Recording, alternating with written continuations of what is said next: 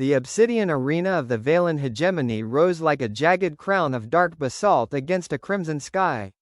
High above the sand, suspended on a repulsor throne lined with purple silk, sat Queen Vaelria. Below her stood Sergeant Marcus Vance, clad in faded olive-drab fatigues, his hands unclenched and his posture entirely relaxed. Surrounding them, tens of thousands of armored Vaelen nobles cheered for blood, eager to see the strange, soft-skinned creature torn apart. Vaelria gestured for silence, her golden eyes narrowing as she looked down at the human captive. He bore no armor, carried no sidearm, and possessed neither claws nor chitinous plating. To the hegemony, he looked less like an enemy and more like a fragile mistake of evolution. Vaelria's voice boomed through the stadium speakers, translated into a dozen galactic tongues. She mocked humanity's small stature, fragile bones, and short lifespans, declaring that Earth's surrender was inevitable. Then came the grand offer, delivered with a cruel, polished smile.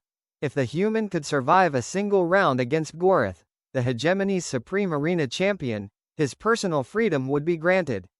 If he failed, his home colony on the rim would be stripped of its atmosphere and turned into a forced labor mining camp.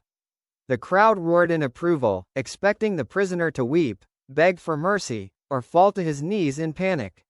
Instead, Marcus Vance casually walked to a weathered stone near the center of the ring and sat down. He dusted a smudge of dirt from his sleeve, looked directly up at the floating throne, and spoke into his collar pickup. His voice was steady, entirely devoid of fear or posturing. He told the queen that he didn't care about her offer of freedom, but if she wanted her empire to survive the next hour, she should listen carefully to his advice.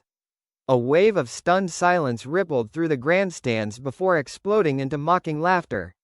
Vaelria merely chuckled, waved her hand, and ordered the iron gates to be raised. The heavy iron portcullis slammed upward with a deafening metallic screech that echoed off the high stone arches.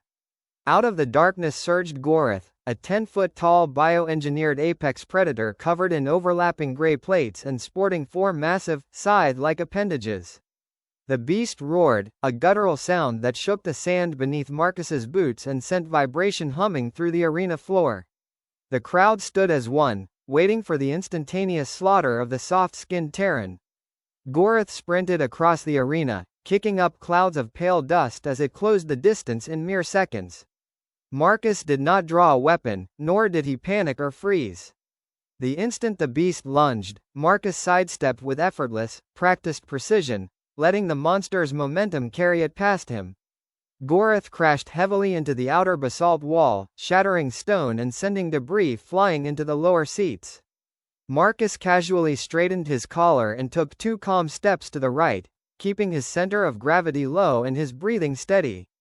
He was not treating the fight as a brawl, he was treating it like an exercise in simple geometry and kinetic energy management. As the beast turned, snarling and shaking off the impact, Marcus tapped his collar translator to activate the high-frequency channel linked directly to the royal box. He looked up at Queen Vaelria and delivered his first piece of advice. He warned her never to measure the strength or resolve of an entire civilization based on the single soldier she managed to put in a cage. Vaelria's smile faltered slightly as she watched the human dodge a second vicious swipe by a matter of inches, his face completely unbothered by the razor-sharp blades passing by his throat. Gorath grew increasingly frustrated, its predatory instincts scrambled by an opponent that refused to engage in traditional combat. It launched a fury of rapid attacks, sweeping its 4 massive arms in wide, deadly arcs designed to corner smaller prey against the arena wall. Marcus continued his rhythm of disciplined movement, step, pivot, duck, redirect. He used minimal energy, forcing the heavy, muscular beast to expend immense force with every missed blow.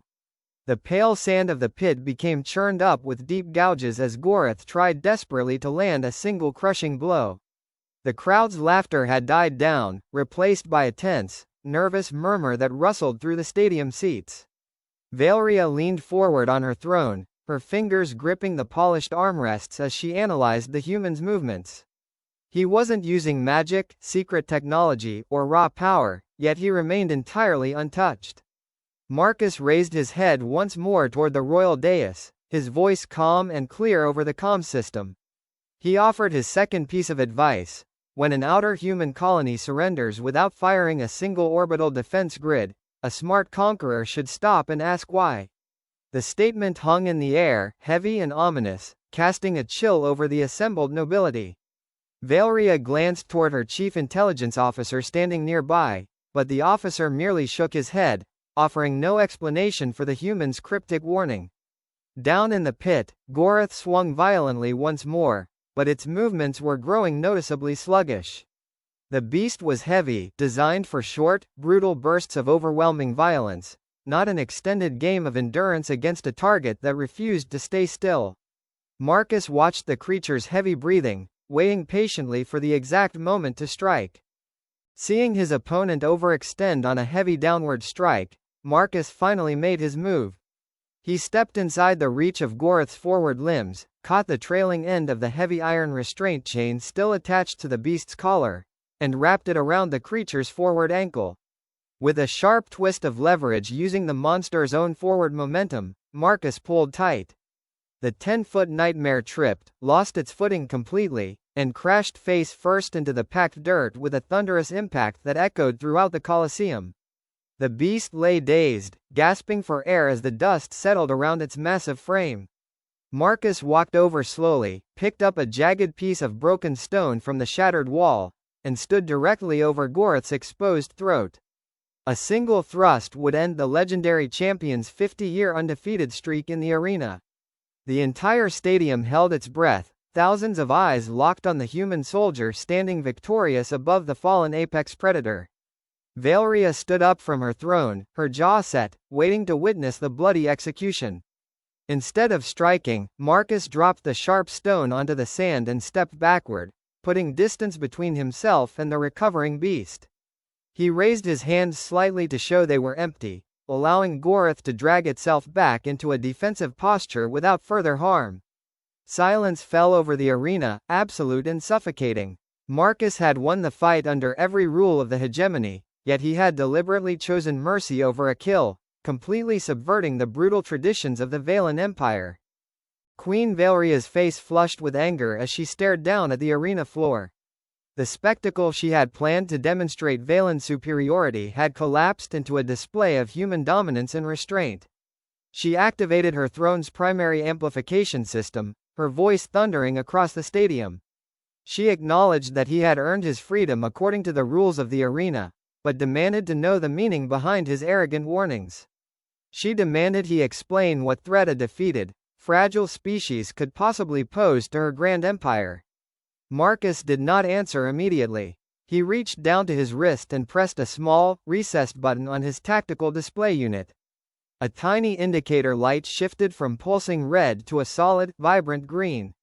He looked down at the device for a brief second, nodding quietly to himself before wiping a smear of dust from his face. The subtle action was so deliberate and calm that it drew the attention of every officer on the royal viewing platform. Looking back up at the floating throne, Marcus offered his third and final piece of advice.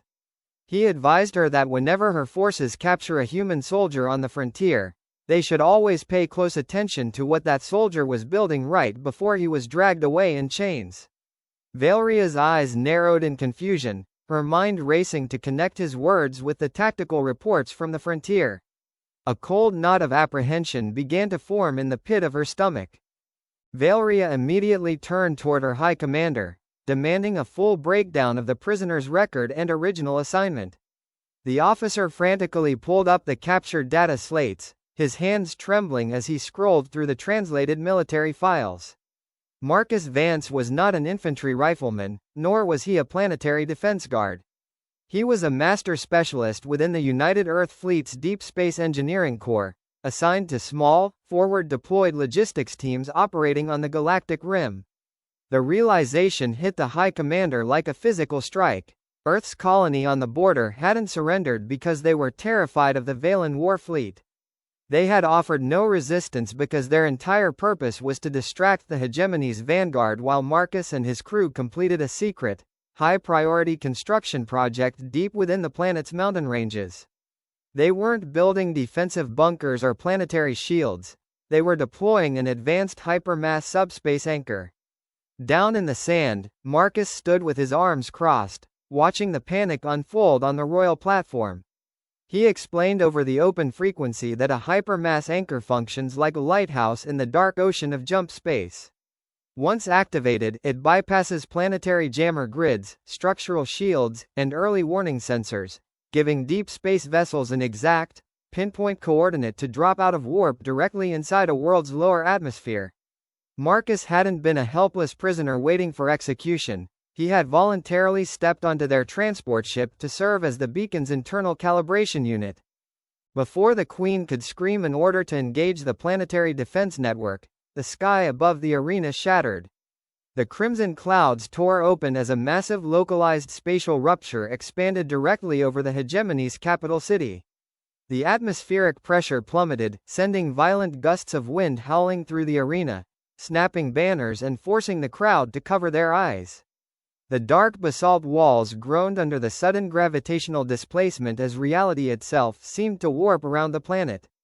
Out of the blinding flash of white space-folding radiation emerged the steel-gray hull of a Earth Fleet superdreadnought. Spanning several kilometers in length, the colossal warship materialized mere 1,000 feet above the stadium, its shadow blotting out the sun and plunging the entire arena into cold darkness. Within seconds, two more capital ships tore through the subspace rift, their heavy-point defense turrets already locked onto the hegemony's orbital platforms and throne room guards. The noise was deafening, a continuous, low-frequency hum of massive fusion reactors that vibrated through the stone seats and made the glass light fixtures shatter. The Vaelen nobility panicked, rushing toward the exit tunnels in a chaotic stampede, abandoning their queen. Vaelria remained frozen on her floating throne, staring up in absolute terror at the sheer scale of the fleet hovering unannounced in her home-world sky. Heavy armored drop ships detached from the belly of the lead dreadnought, their powerful thrusters roaring as they descended rapidly into the open-air arena.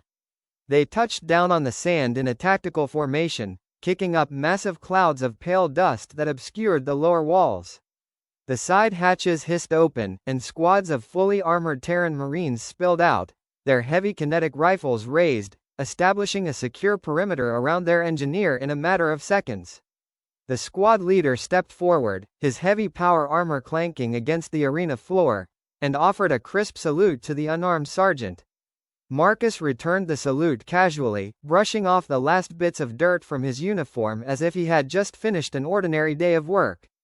The Marines formed a protective wall around him, though it was abundantly clear that no one in the stadium posed a threat to them anymore. High above, the hegemony's automated defense towers began to power up, their energy coils glowing bright blue. However, before a single shot could be fired, the lead human dreadnought deployed an impulse wave that instantly fried the primary power grids of the capital city. The stadium lights flickered out, the floating throne lost its repulsor power, and Vaelria's dais dropped hard onto the stone platform, jarring the Queen and breaking her composure entirely. Marcus walked slowly toward the lower edge of the royal platform, flanked by two heavily armed Marines. He looked up at Queen Vaelria, who was now kneeling amidst the ruined silk cushions of her fallen throne, her chest heaving as she struggled to comprehend the speed at which her empire had been outmaneuvered. The surrounding Imperial guards had dropped their weapons, recognizing the absolute futility of drawing blades against targeted orbital artillery. Marcus tapped his collar translator one last time, ensuring his final words were broadcast clearly across every surviving comm speaker in the palace complex. He reminded her of the bargain she had offered when he first stood before her in chains. She had offered him his personal freedom if he fought her beast, assuming that physical force was the only currency that mattered in the galaxy. He had turned down the offer because his freedom was never hers to give or take. He looked her dead in the eye, his tone measured and devoid of malice. He told her that he had offered her advice not out of arrogance, but to ensure that when her High Council finally surrendered, they would know precisely who they were dealing with. Humanity did not seek out wars for glory or conquest, but if provoked, they possessed the patience, engineering, and sheer strategic resolve to bring the fight directly to the heart of any empire. The squad leader motioned toward the open ramp of the primary dropship, signaling that it was time to depart. Marcus turned his back on the fallen queen and walked steadily toward the vessel, his footsteps firm against the sand. Behind him, Gorath had dragged itself into a corner of the arena, watching the human leave with a look that resembled dark, primitive respect. Not a single Vaelen officer made a move to stop the squad as they boarded the transport. The dropship's heavy iron doors sealed shut with a hydraulic hiss, isolating the soldiers from the dusty air of the arena. As the thrusters engaged and the vessel lifted off toward the waiting dreadnought above, Marcus took a seat on the metal bench, leaning his head back against the bulkhead. He closed his eyes, taking a long, deep breath as the ship broke through the upper atmosphere and rejoined the fleet standing guard over the silent alien capital. Far below, Queen Vaelria stood alone on her shattered viewing deck, looking up at the sky filled with the gray hulls of Earth's fleet. The laughter that had once filled her grand throne room was gone, replaced by a profound, enduring silence. In the span of a single hour, an entire empire had learned a lesson that would echo through their history for generations.